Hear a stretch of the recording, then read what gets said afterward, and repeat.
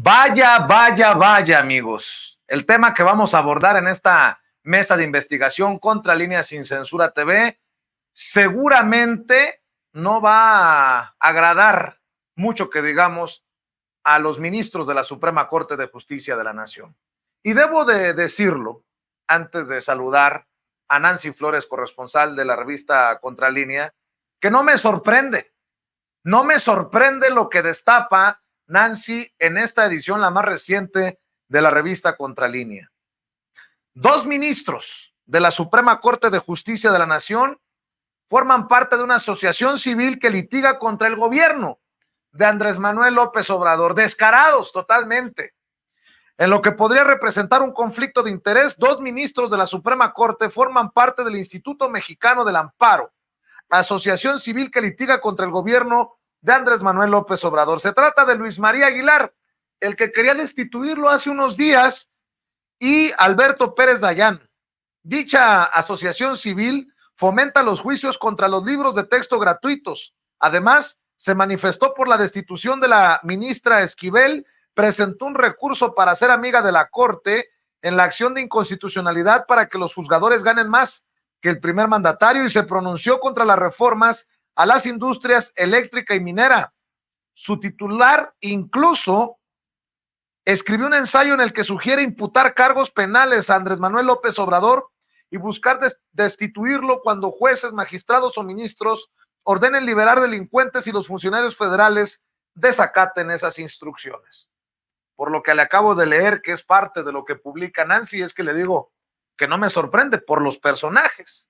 Y saludo con mucho gusto a la admirada y respetada Nancy Flores. Querida Nancy, muy buenas noches.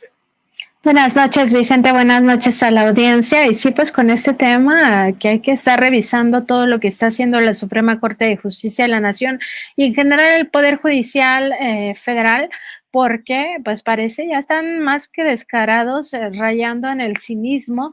Y como tú bien recordabas, Vicente, pues no se nos debe olvidar que uno de estos dos personajes que se encuentran en esta Asociación Civil Instituto Mexicano del Amparo, pues es precisamente Luis María Aguilar quien buscó, pues ni más ni menos que el presidente López Obrador fuera separado del cargo y no solo eso, que se le consignara ante una autoridad por un supuesto de que habría desacatado una orden judicial, algo similar a lo que en su momento construyeron con el desafuero cuando López Obrador era jefe de gobierno aquí en la Ciudad de México. Entonces esta entidad se llamaba Distrito Federal.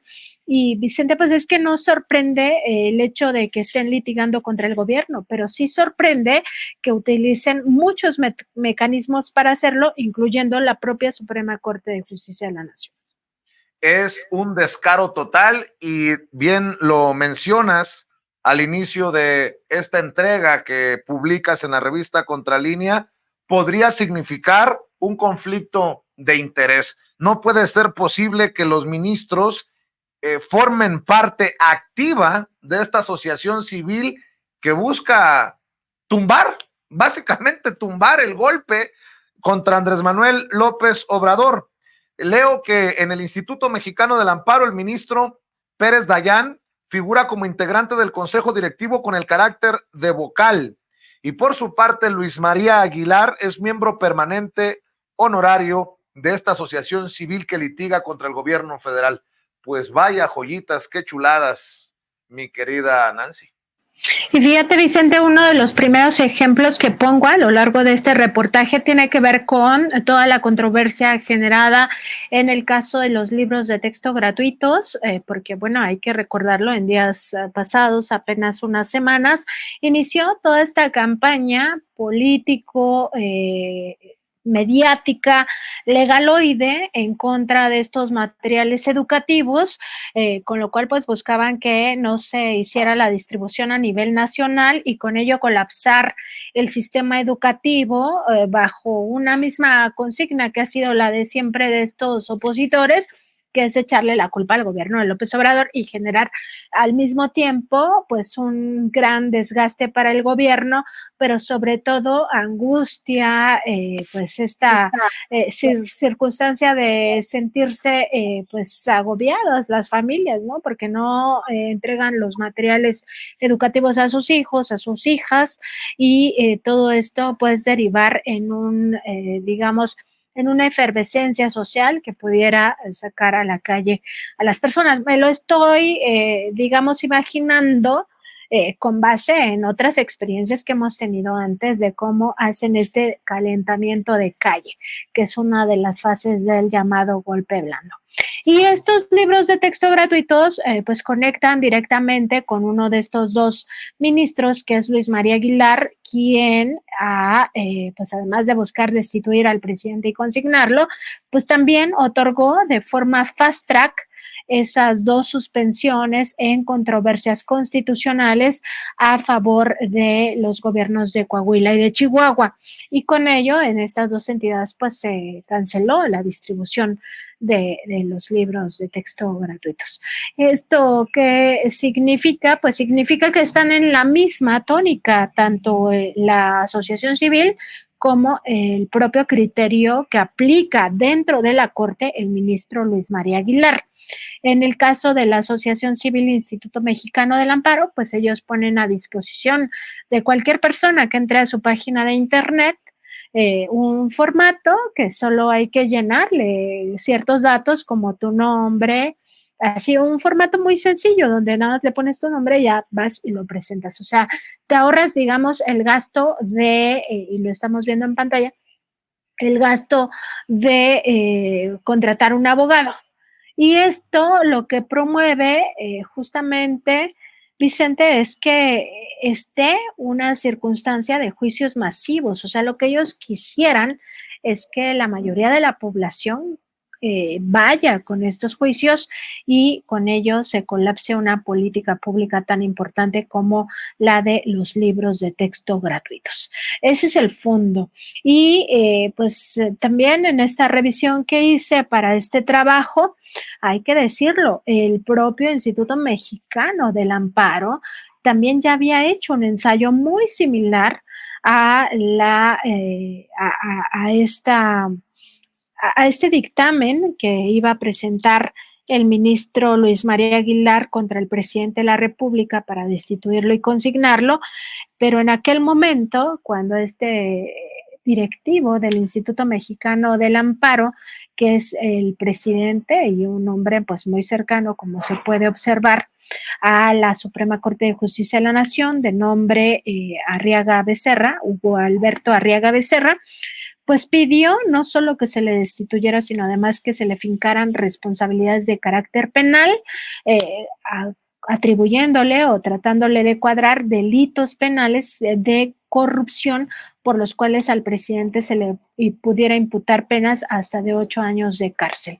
Y esto coincide pues con el proyecto de sentencia que presentó el ministro Luis María Aguilar y que finalmente retiró el pasado 23 de agosto, apenas hace una semana, sin dar ninguna explicación al pueblo de México y bajo estos mismos argumentos de que se estarían incumpliendo ejecutorias de amparo y con ello pues poder destituir al presidente López Obrador, lo cual nos muestra que ellos están dispuestos a todo, Vicente. O sea, es una cosa realmente pues terrible en la que hemos entrado y recordar que estos dos ministros de los que estamos hablando en este reportaje pues provienen del propio régimen calderonista, lo cual ya nos dice bastante de sus intereses que defienden al interior de la Corte.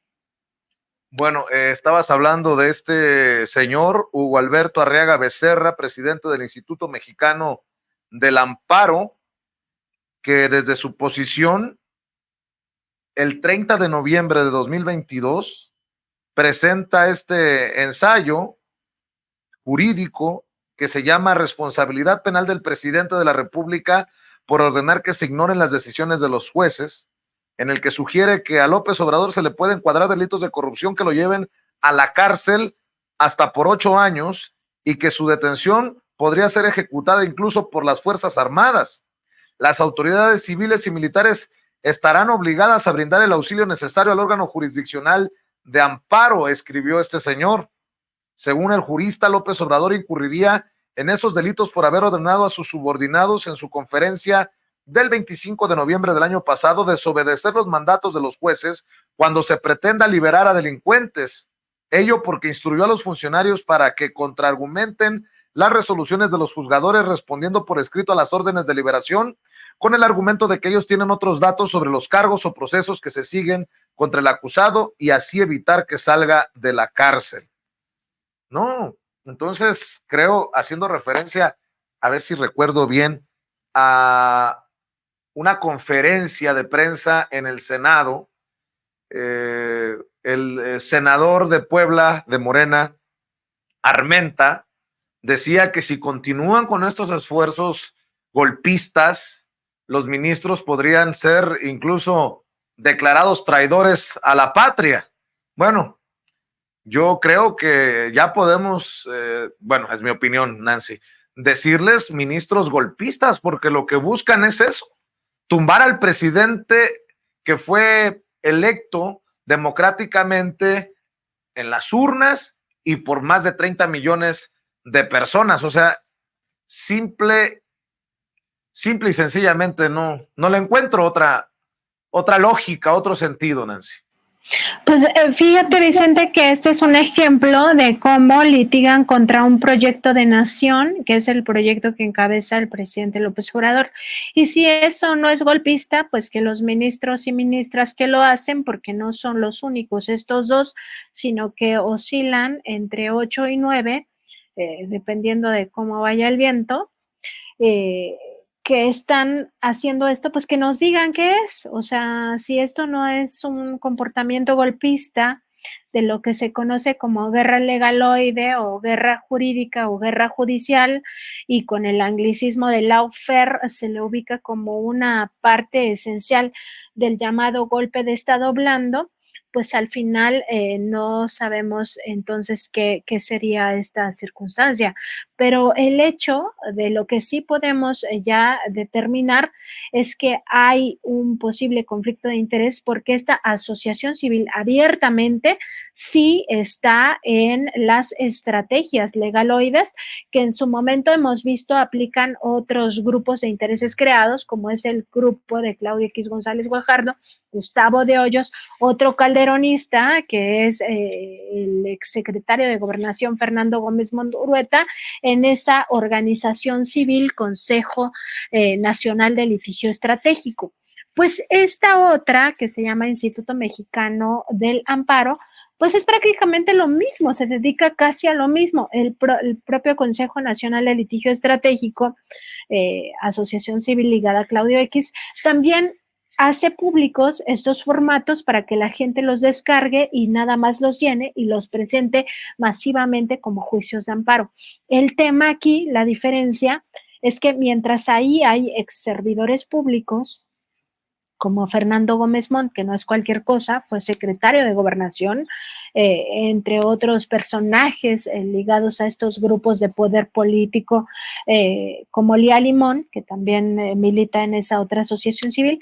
El tema con este Instituto Mexicano del Amparo es que son ministros de la Corte y no son los únicos. Hay otros exministros que también forman parte de las filas de esta asociación civil que, pues como ya vimos, promueve a través de ensayos jurídicos como este que ya mencionábamos, la destitución y encarcelamiento del presidente López Obrador, que es una autoridad legal y además legítimamente constituida, porque no hay que olvidar en todo este análisis que al presidente López Obrador lo eligieron la mayoría de los mexicanos.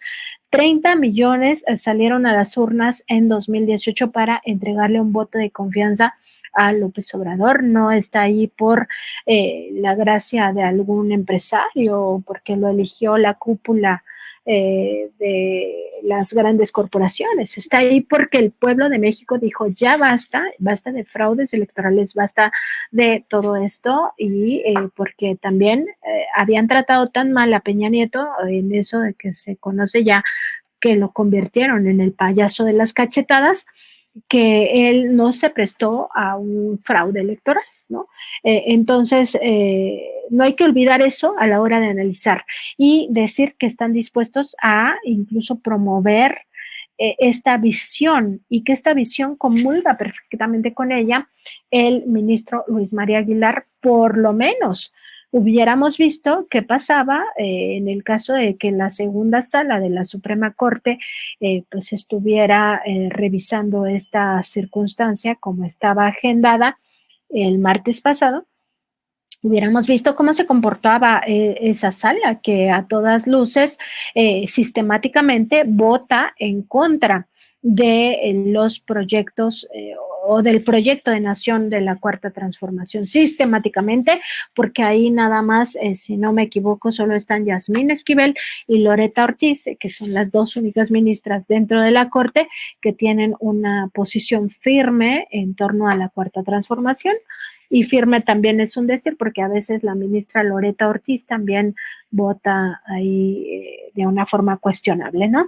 Entonces, Vicente, pues era un ejercicio que nos hubiera permitido hasta dónde van a llegar estos ministros y ministras de la Corte que están capturados por esos intereses del pasado, que defienden un proyecto de nación del pasado y que pues tienen todo el poder de la injusticia en sus manos, y nos hubiera dado también la oportunidad de ver qué hace el pueblo de México en una circunstancia de esa naturaleza, que por supuesto tal vez por ahí es el hecho de que hayan pues reculado en este caso el ministro Luis María Aguilar, porque al final pues se sabe, el pueblo de México arropa al presidente, y de hecho el presidente muchas veces ha dicho que quien lo ha salvado es el pueblo de México y que quien lo salvó en un escenario similar como el desafuero fue el pueblo de México. Pero hubiera estado muy, muy interesante que se hubieran atrevido a esto, me parece, y que esto ya iba a ser la culminación de este enfrentamiento entre el poder entre el poder ejecutivo y el poder judicial. Sin embargo, pues reculó sin dar explicación alguna, como no han dado explicación en ninguno de los otros temas. No dan explicación, no quieren, ¿qué han dicho? ¿Qué ha pasado, Nancy? No dan explicación, simplemente en el caso de este reportaje particularmente, yo solicité la entrevista a la propia Suprema Corte de Justicia de la Nación, pues para conocer la versión de estos ministros. Lo hice a través del área de comunicación social, como es, digamos, la forma que tenemos los reporteros, las reporteras de solicitar la versión de quienes estamos escribiendo y que forman parte del poder, digamos, del poder institucional, ¿no? Que no son poderes fácticos. Entonces, he solicitado esta versión a través del área de comunicación social y no ha habido respuesta. O sea, como en muchos otros temas se quedan en silencio, esta solicitud la presenté ante la licenciada Carla Garduño, que es directora de información adscrita a esta Dirección de Comunicación Social de la Corte. Le dije que pues me dieran su posición, estos ministros o la propia Corte, en torno a esta posible configuración del delito, porque es un delito el conflicto de interés, y simplemente pues no hubo respuesta, Vicente, no ha habido respuesta incluso este día, porque en cuanto haya una respuesta, por supuesto que lo haremos público. Y esto no es de sorprender, porque imagínate tú que hay que recordarlo, el senador Alejandro Armenta Mier, en su momento, y creo que lo platicábamos en un programa recién que tuvimos, había presentado esta denuncia formal con sellos de la permanente, exigiendo una respuesta de la Suprema Corte de Justicia de la Nación a unos chats de WhatsApp que le había enviado la propia Norma Piña, presidenta de este alto tribunal, en los cuales pues acababa amedrentándolo, amenazándolo, preguntándole qué piensan sus hijos de usted y cosas así, pues puras balandronadas, ¿no? Es la realidad.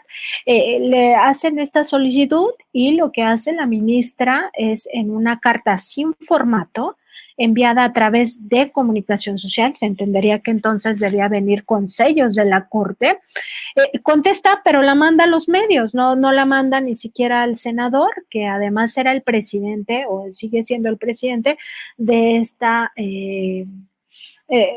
esta coordinación entre ambas cámaras, que es la permanente, ¿no? La comisión permanente del Senado y la Cámara de Diputados. Entonces, si no responden en ese caso o responden lo que se les da la gana y en sus propios términos, pues ya nos podremos imaginar qué pasa con el resto de la sociedad, porque ahí es un poder contra otro poder. Son los tres poderes de la Unión: ejecutivo, legislativo y judicial. Ahí era el poder legislativo exigiéndole una respuesta al poder judicial, porque la presidenta de la Corte estaba amedrentando al presidente de la Comisión Permanente. Así es. Del Senado, ¿no? Y en el caso del presidente, también el presidente López Obrador particularmente, hay que recordar que la semana pasada también hizo un llamado, hizo una pregunta a estos personajes, diciéndole a Luis María Aguilar y a Norma Piña cuándo van a resolver el tema de los 25,000 millones de pesos que habrían sido defraudados a la hacienda pública por esa corporación que tienen ahí guardado durante 8 meses. Así es. Oye, Nancy, lo que sí debo de admitir, sí me generó sorpresa, porque yo pensé que era esta asociación civil por lo de los libros, pero no. Tú haces un recuento de cómo se ha opuesto también a las reformas en materia de electricidad, minería, contra el outsourcing, incluso el regreso a clases en tiempos de COVID. Estos personajes se opusieron. En otras palabras, no se oponen por defender los intereses del pueblo. Hay intereses que tal vez no lleguemos a dimensionar detrás de una asociación civil como esta para convertirse en la zancadilla o en el, no sé, en el coco, digamos así, del presidente Andrés Manuel López Obrador a través de estas estrategias legaloides, Nancy. Sí, Vicente, y de ahí que surja esta comparación con el Consejo Nacional de Litigio Estratégico, porque no es un tema y no es una estrategia aislada. Va de la mano de otras estrategias que se aplican al mismo tiempo, incluso dentro de la Suprema Corte de Justicia de la Nación. Es decir, hay temas que convergen en otras asociaciones civiles de la derecha, como el Consejo Nacional de Litigio Estratégico, propiedad de Claudio X y Gustavo de Hoyos y Fernando Gómez Montt. Hay otras estrategias jurídico-legaloides que se están aplicando dentro de la Corte y que esta asociación civil también toma como bandera. Como bien decías, no solo es el tema de los libros de texto gratuitos, no solo es el ensayo que finalmente parece ser ya copiado o por lo menos estudiado por el ministro Luis María Aguilar para destituir a López Obrador y fincarle responsabilidades, sino otros temas que también son cruciales para la vida pública, entre ellos la reforma eléctrica. Se opuso esta organización civil a la reforma eléctrica.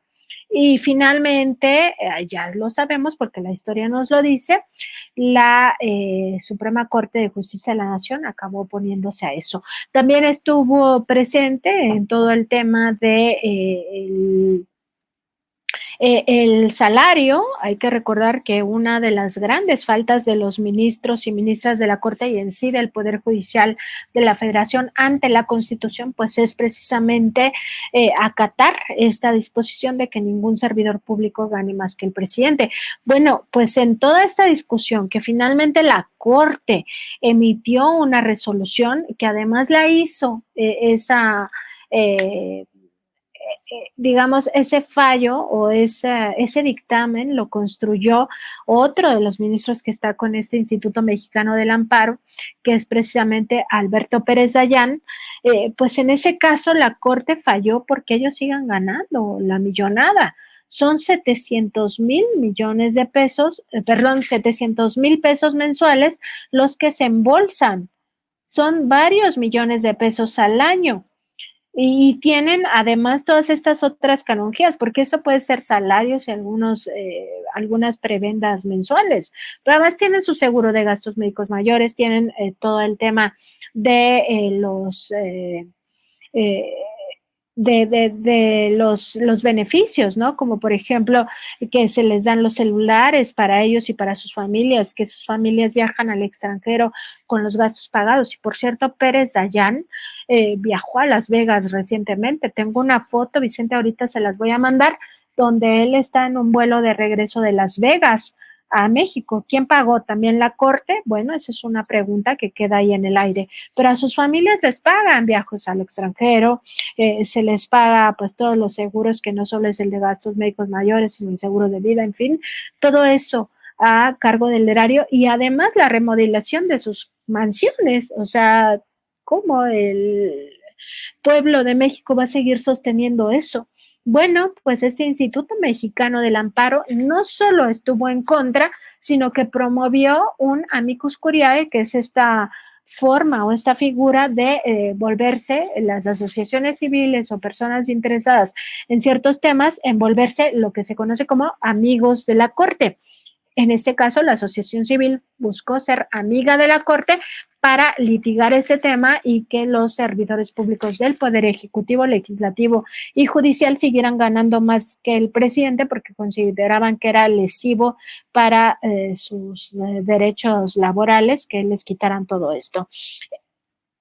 Y esto de ser amigos de la Corte, pues nada más es un mero formalismo, porque de que la asociación civil, este Instituto Mexicano del Amparo, es amigo de la Corte, pues ya queda claro, Vicente, el hecho de que dos de los ministros militen en esta, pues ya te dice bastante, y otros exministros de la Corte, pues también militan. Incluso hay una referencia que cito, sacada de un órgano informativo del Poder Judicial de la Federación llamado Compromiso, que da cuenta que en marzo los meros de la Corte asistieron a la sede de este lugar.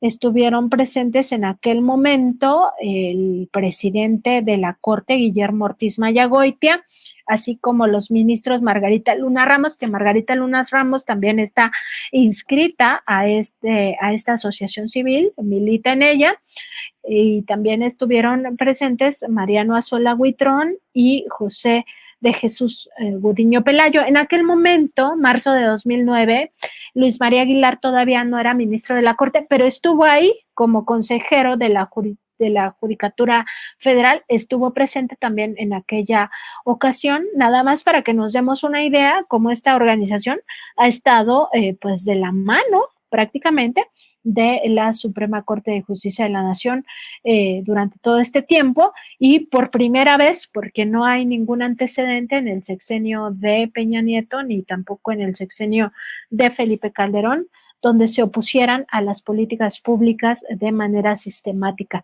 Como tú decías, no solo es el tema de los libros, no solo es el tema de separar al presidente López Obrador, ni tampoco el tema de la reforma eléctrica, ni solo el tema de los salarios, sino es una larga lista. Se opusieron al outsourcing, más bien a la reforma que prohibía el outsourcing en México. Se opusieron al regreso a clases presenciales cuando acabó la pandemia de COVID-19, tratando de impactar ahí y lo mismo en la política educativa, pero también en la política sanitaria. Se opusieron a la reforma minera, que está en discusión esa todavía. En fin, se han opuesto a prácticamente todo. Y como tú dices, Vicente, o sea, es que no se le ve por dónde puedan justificar que están apoyando al pueblo de México, cuando en realidad pues están actuando de esta forma, porque si tú hablas del outsourcing, por ejemplo, que cancela los derechos laborales de muchos trabajadores, muchas trabajadoras que estaban en este esquema, pues ¿quién de ellos va a decir gracias por defenderme? Al contrario, estás propiciando una precarización la vida laboral de las personas que trabajan bajo estos esquemas. Entonces, no es a favor del pueblo de México, queda claro que es a favor de un proyecto de nación que encaja bastante en lo que promovían en su momento los partidos Acción Nacional y Revolucionario Institucional al frente del Poder Ejecutivo. Oye, Nancy, así como estoy leyendo yo todos los detalles de este reportaje que publica en la más reciente edición de la revista Contralínea, así lo puede hacer usted también en www.contralinea.com.mx. Esto de los conflictos de interés es muy interesante, porque también estaba leyendo en lo que publicas en este reportaje que esta asociación civil se pronunció por la destitución de la ministra Yasmín Esquivel, quien es colega, compañera en la Suprema Corte de estos dos personajes que forman parte de la asociación civil. Pues, es evidente que hay un conflicto de interés ahí.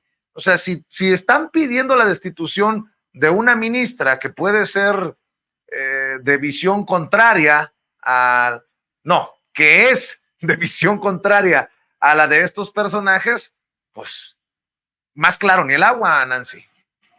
Y fíjate, Vicente, el caso de Yasmín Esquivel es muy, muy interesante de comentar, sobre todo porque estamos hablando de una ministra que se atrevió a competir o a intentar competir con estas condiciones tan, pues, digamos, contrarias o incluso que van, pues, no solo contrarias, sino que podrían derivar en lo que sí pasó, ¿no?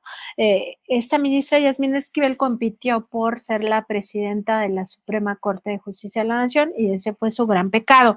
Y todo empezó supuestamente por unos trabajos periodísticos de que daban cuenta de que la ministra Yasmín Esquivel habría plagiado su tesis, algo que hasta la fecha pues no se ha comprobado.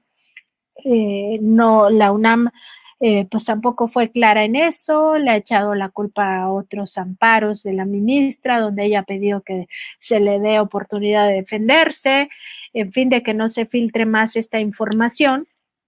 Y desde un principio se tuvo pues algunos elementos para visibilizar que estaba metida la propia Universidad Nacional Autónoma de México en todo este asunto, que tenía el rector Enrique Graue interés politiquero en incidir en todo el tema de la Suprema Corte de Justicia de la Nación.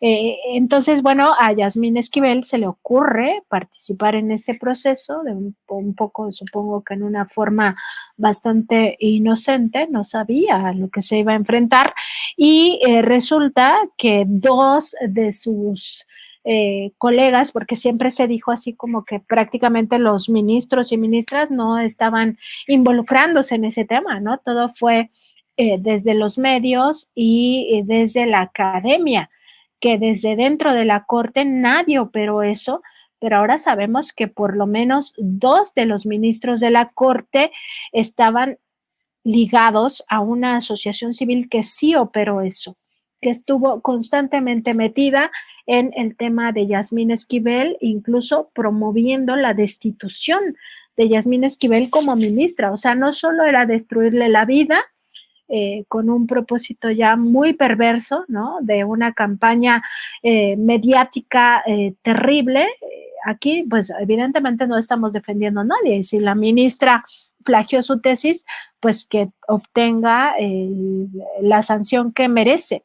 Pero lo que hubo en los medios de comunicación es totalmente ajeno a los principios éticos de los que rigen la labor periodística. Y fue un linchamiento que llegó a tal nivel que yo sí pensé, o sea, ¿acaso quieren que la ministra Yasmín Esquivel se suicide o qué es lo que esperan de ella con este nivel de agresividad, de mentiras, de deshonestidad intelectual en los propios escritos, en todas las opiniones que se vertieron al respecto en un nado sincronizado terrible, que nos muestra que desde dentro de la Corte también se pudo haber operado todo este asunto a través, pues sí, de esta conexión con la asociación civil. Entonces, sí es un caso que hay que analizar, ¿no? En el sentido de que estaban dispuestos a todo con tal de impedir que en la presidencia quedara alguien con un perfil pues más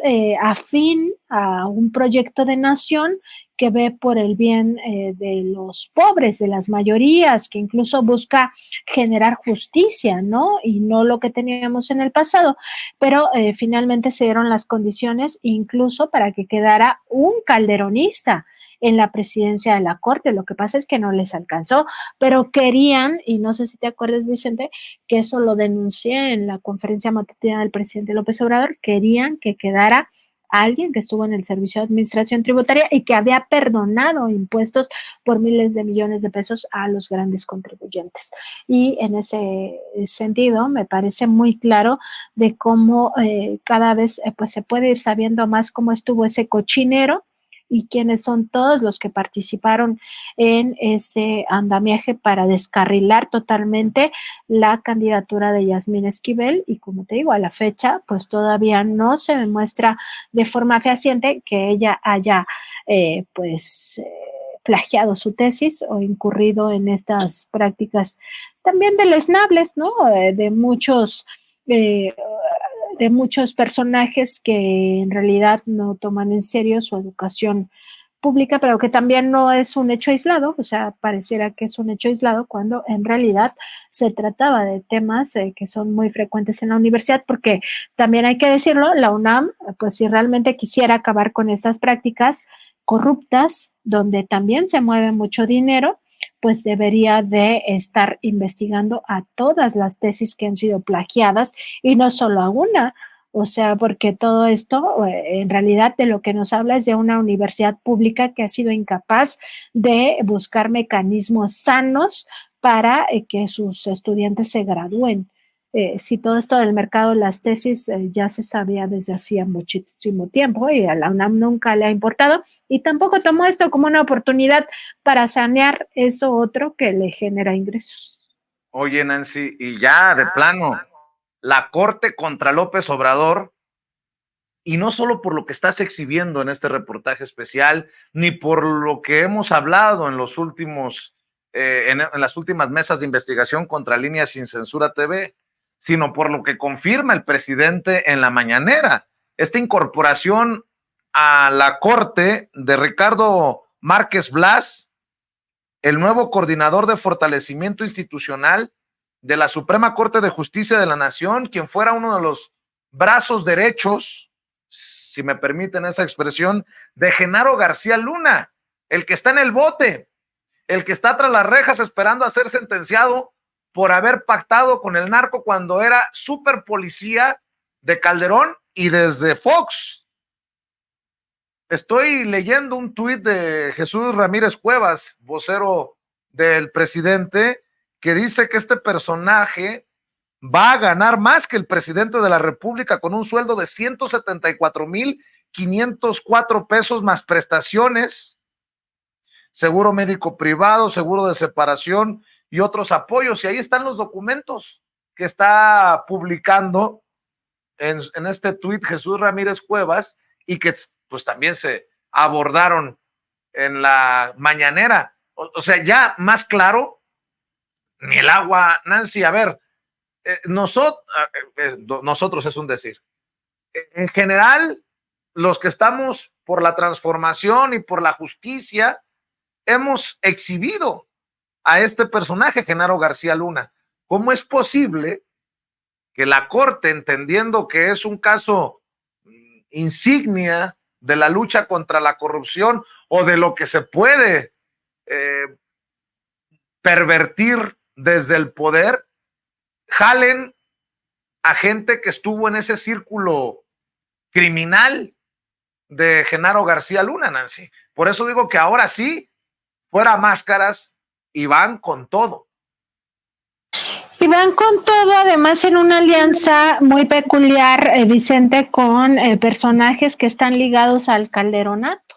O sea, ni más ni menos, porque cuando hablamos de Genaro García Luna, hablamos justo de ese periodo en el cual pues gobernó este país de forma ilícita y ilegal, ilegítima, Felipe Calderón, a través de un fraude monumental en las elecciones, apoyado por supuesto por todo el andamiaje institucional y al mismo tiempo por las grandes corporaciones. Estamos hablando de empresas de todo ámbito y al mismo tiempo de las corporaciones mediáticas, ¿no? Todos ellos, no hay que ir más lejos, firmaron los abajo firmantes, hay que recordarlo que le pedían a Andrés Manuel ya dejarse de sus rollos de presidente legítimo y que ya se fuera a su casa a llorar su desventura, ¿no? Entonces, pues nos dice mucho porque no es el primer reciclado de ese régimen de corrupción que estuvo cercano a García Luna. Acuérdate, Vicente, que el propio presidente López Obrador ya había denunciado a 2 exfuncionarias cercanas a García Luna que habían sido contratadas por Norma Piña. Y nuevamente volvemos al silencio de la Corte. La Corte no hizo pronunciamiento alguno por aquellas 2 denuncias que hizo el primer mandatario y que son personajes que entran a áreas clave. En el caso de de Márquez Blas, pues llama la atención varias cosas, Vicente. Y yo sí me gustaría destacar mucho el hecho de que este personaje estuvo en áreas de inteligencia, que la inteligencia estuvo destinada, perdón. Salud. Gracias. En aquellos momentos estuvo destinada a espionaje político. Y que esta plaza en la cual va a entrar este personaje, Márquez Blas, brazo derecho de García Luna, de acuerdo con la propia descripción que hizo el primer mandatario mexicano en su denuncia hace unos días, pues va a entrar a un área que le crean y que le crean diciendo que es el área logística y que va a estar ahí para asistir a los ministros, las ministras. Pero pues para una área logística, Vicente, y casi que de relaciones públicas, pues nombras a alguien que esté inmerso en las relaciones públicas. No necesitas a alguien con un currículum que en su historia en realidad tiene detrás pues un posible espionaje. Y el presidente López Obrador, de una forma también ya muy digamos como lo que le caracteriza, ¿no? De una forma muy creativa, por decirlo de alguna manera, pues nos dice prácticamente con mímica a qué se va a destinar este señor. Y es al espionaje, porque no hay que olvidar que el presidente dijo, no lo voy a decir con palabras porque no puedo, pero miren, y empezó a tocarse en la oreja, así con el dedo, claramente refiriéndose al espionaje. Ya después dijo, bueno, no es a lo que ustedes se imaginan, sino es porque yo no oigo. No, en realidad el presidente es muy listo, tiene un gran colmillo político y por supuesto que estaba alertando al pueblo de México con esta mímica de que la Corte está apostándole al espionaje político con el ingreso de un personaje como Ricardo Márquez Blas. Es sin duda insultante, primero que vengan a decirnos que va a ser un trabajo de logística, de relaciones públicas para posicionar casi que la marca de la Corte, ¿no? En un contexto donde si fuera eso, pues contratas a un experto en eso, en manejo de imagen, en manejo de medios, en manejo de relaciones públicas, de logística. No contratas a un personaje que estuvo primero aliado a Genaro García Luna, que a su vez era socio del cártel de Sinaloa, y que además estuvo en áreas de inteligencia, que como sabemos toda la plataforma México y todos esos recursos de espionaje, pues justo se destinaron a eso, al espionaje político sobre todo, espionaje contrario a los derechos humanos y que al mismo tiempo no hay que olvidar, Vicente, y este es un dato que tenemos que tener presente, el gobierno que trajo a México la plataforma Pegasus, que tanto daño le ha causado a este país, que es una de las plataformas de espionaje más avanzadas a nivel mundial de origen israelí, pues fue el gobierno de Felipe Calderón. Fue en 2008 que empezaron las negociaciones, en 2009 traen ese aparato, todo ese software, malware de espionaje, y esto les permitió pues tener acceso a muchísima información de forma ilícita, ilegal. Desde aquel momento la plataforma Pegasus pues estuvo en manos de medio mundo Y no hay que olvidar que parte de esos contratos con Israel es lo que le ha permitido a Tomás Herón de Lucio estar refugiado allá en aquel país, a pesar de todo lo que significa para Israel tener a un violador de derechos humanos en flagrancia. Ya está comprobado hasta por videos que él cometió actos de tortura, ¿no? Entonces, no es cualquier cosa esta contratación, tampoco es cualquier cosa, y es muy insultante que gane más que el presidente de la República por presuntamente estas labores que va a desarrollar, que podrían ser labores de espionaje en realidad, y recordar que la Corte no tiene facultades para ello. A la Corte no se le faculta ninguna ley, le faculta para hacer intervenciones telefónicas o intervenciones de comunicaciones. Y entonces ya no se comprende, Vicente, como por qué vas a necesitar un perfil de esa naturaleza. O sea, no tiene ningún sentido. Así es, hay que recordar que Ricardo Márquez Blas fue titular de la Unidad de Información para la Seguridad Pública de la Comisión Nacional de Seguridad, y ahora, como lo ha señalado Nancy, estará en una nueva coordinación en la Suprema en labores de administración, seguridad, logística y protocolo. El presidente la semana pasada, desde, si recuerdo bien, Guerrero, dijo que habría que investigar si no está involucrado en delitos o no está en carpetas de investigación. Y como yo soy muy mal pensado, digo que no hay coincidencias, Nancy. Imagínate, es el segundo funcionario, el segundo personaje que jalan a la Suprema Corte de Justicia de la Nación de ese círculo de Genaro García Luna, en un poder judicial que le ha descongelado las cuentas a la esposa de Genaro García Luna el día que era declarado culpable. Recordamos esa ocasión en la que estábamos en Nueva York y nos enteramos, y me acuerdo que parecía chiste, pero no. Este mismo poder judicial que le descongeló las cuentas a Luis Cárdenas Palomino, el brazo derecho para negociar, para ir y traer con el narco de Genaro García Luna, y así sucesivamente. ¿Cómo no pensar mal, Nancy? A menos que, pues, que yo sea muy exigente y si haya coincidencias en la vida. Pues es difícil, Vicente, es difícil pensar que no hay coincidencias, y recordar nada más que la presidenta de la Corte pues ya había contratado a otra persona ligada a García Luna, que ella sí estaba en investigaciones por toda esta corrupción. Y que se trata de Sonia Vargas Terrero. Entonces sí es importante darle seguimiento a lo que vaya informando el gobierno del presidente López Obrador en este sentido, entendiendo que muchos de estos personajes libran pues un cargo criminal, porque pues también es muy difícil encontrar los nexos entre unos y otros, pero eso no significa que no hubieran compartido o comulgado con esas políticas públicas que se estaban llevando a cabo desde aquel entonces, ¿no?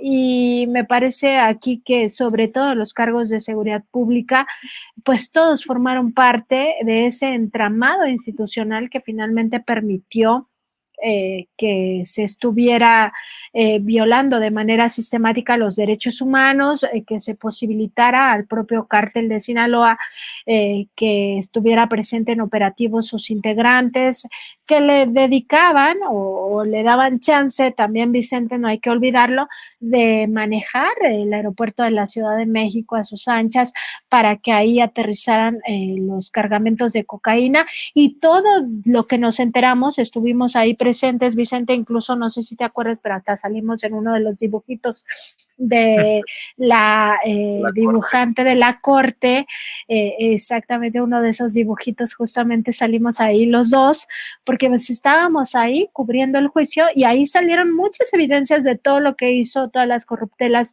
que hizo el propio Genaro García Luna, ¿no? Entonces, no olvidar que muchos de estos están salpicados, y no necesariamente porque no se les han fincado cargos o no se ha buscado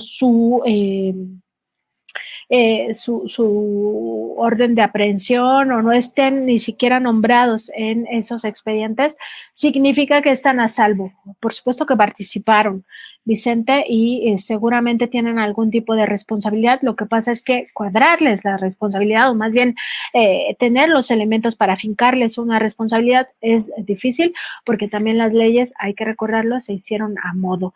Entonces sí, hay que estar atentos a lo que se vaya informando en torno a si este personaje, Márquez Blas, está en las indagatorias, si no como indiciado, al menos como señalado o que esté ahí presente. Y si no, pues hacer más investigación de carácter periodístico, Vicente, o sea, de estar pues presente, de tener presente que esto puede ser irregular. Mi querida Nancy, hay que estar al pendiente porque nada más para ir cerrando, el que haya retirado Luis María Aguilar, lo he dicho ya en varias ocasiones, pero es importante poner el dedo en la llaga y perdón por ser cuchillito de palo, pero el hecho de que Luis María Aguilar, el ministro, haya retirado su proyecto que incluía destituir al presidente si no cumplía con un amparo para garantizarle otros 10 años a una magistrada, si recuerdo bien, del Tribunal de Justicia Administrativa, si recuerdo bien, puede volver a presentarse en otro momento. El hecho de que se haya retirado no significa que lo echaron a la basura o que no sé, lo olvidarán.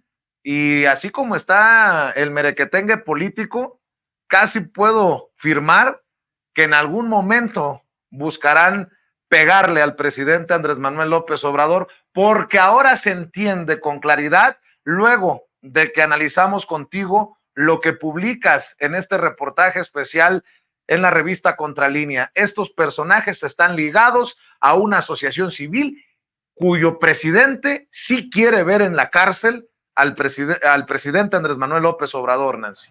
Sí, definitivamente, Vicente, hay que estar muy atentos porque, como dices, el tema es que esto no es que se olvide el proyecto en algún momento se va a tener que presentar porque es, digamos, es un juicio abierto, ¿no? En este caso es un proyecto de sentencia sobre un juicio de amparo que fue atraído por la Corte y que le tocó o él lo pidió a Luis María Aguilar y en algún momento va a tener que presentarlo porque, o sea, no arbitrariamente los ministras no pueden decir este tema pues ya no lo presento y lo guardo en la gaveta, como está haciendo con el otro de los 25,000 millones de pesos, pero lo está haciendo en el sentido no porque nunca se vaya a presentar este caso, sino porque está haciendo esta triquiñuela de patear el bote y hacerlo en algún momento en el que haya menos visibilidad o que tenga mejores condiciones de resolverlo,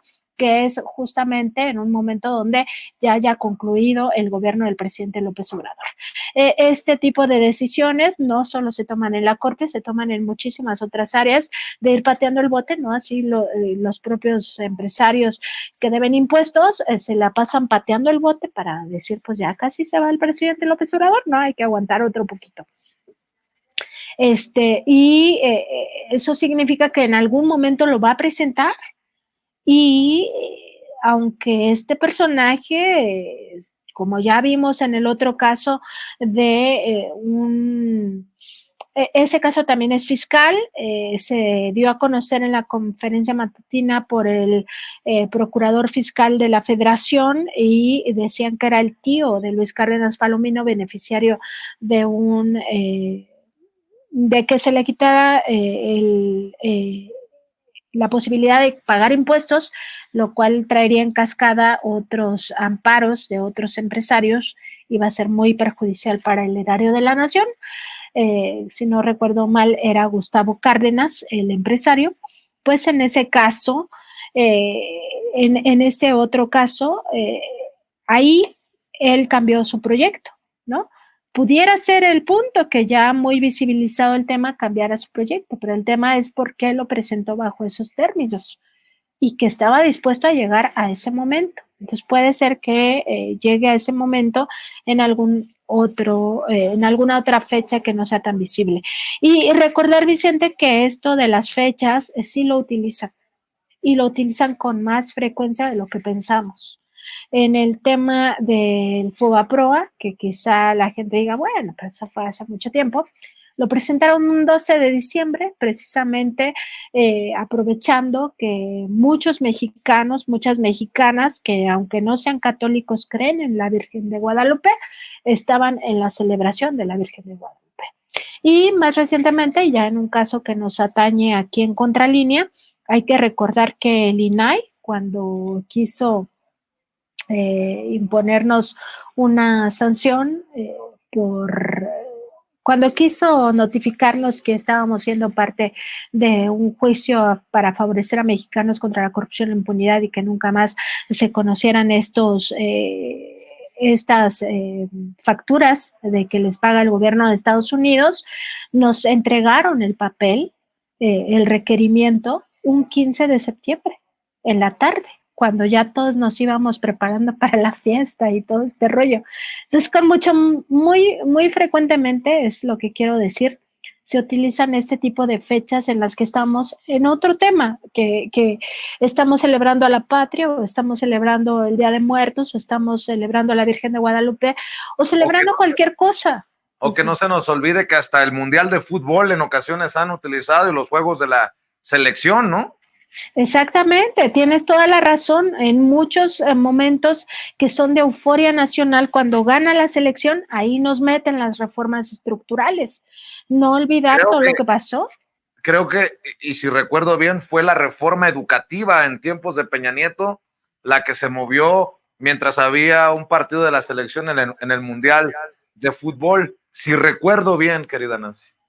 Sí, yo también recuerdo que fue una reforma estructural. La verdad que no recuerdo si fue la educativa o fue la energética, pero era un tema que sí estaba muy efervescente, que la gente lo tenía muy presente y que aprovechan este tipo de coyunturas con muchísima frecuencia. Entonces hay que estar muy alertas, como tú bien dices, en el caso de Luz María Aguilar, cuándo va a presentar este proyecto. Y que por supuesto además, y también hay que decirlo, Vicente, lo hacen de una forma muy discrecional, lo discuten en privado, lo presentan en privado, y a la hora de lo que nosotros podemos acceder, que es el video de estas sesiones de las salas, no discuten nada. O sea, solo dicen, ¿están de acuerdo con el proyecto 386/2023? Sí, ¿no? Lo que sigue. Y no te dicen, están votando por destituir a un presidente, ni más ni menos. O sea, no lo dicen, no lo discuten.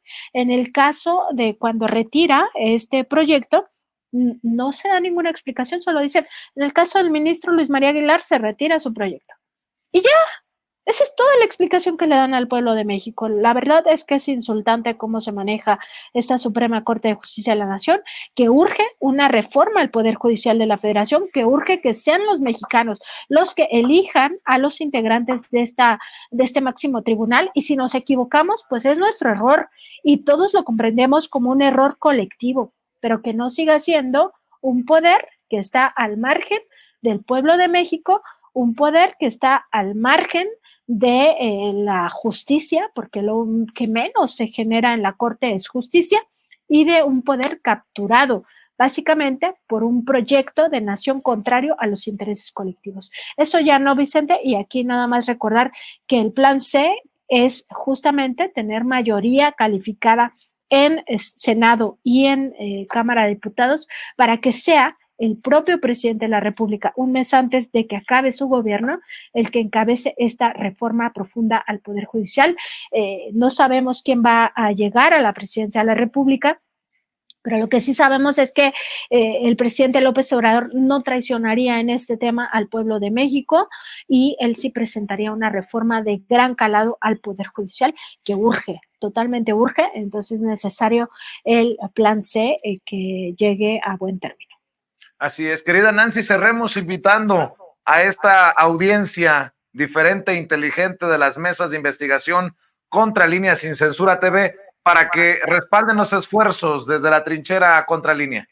Te agradezco mucho, Vicente. Estamos en www.contralinea.com.mx, además en nuestro programa de noticias de lunes a viernes a las 10 de la mañana por Facebook y YouTube, y también nuestra mesa de contradebate lunes, miércoles y viernes a la 1 de la tarde también por Facebook y YouTube, donde nos encuentran como Contralínea. Además estamos en X, antes Twitter, en Instagram como Contralínea, en Spotify también, Apple Podcast y iVoox como Contralínea Audio. Los invitamos a que se suscriban a todas nuestras redes sociales, por supuesto a que nos sigan en nuestros programas y también en esta mesa de investigación de Contralínea Sin Censura de lunes a viernes a las 8. Claro que sí, te mando un abrazo, Nancy, que pases excelente noche y nos vemos mañana. Igualmente, Vicente, mañana estaremos ahí en el estudio para conversar otros temas. Ahí andaremos. Gracias, Nancy. Nancy Flores, corresponsal de la revista Contralínea en esta mesa de investigación. Y señoras y señores, se viene una conversación de 3 vías, una mesa de maestros, de los que saben de los temas de seguridad, de los temas machuchones y a veces complicados. Así que avanzamos porque todos somos sin censura.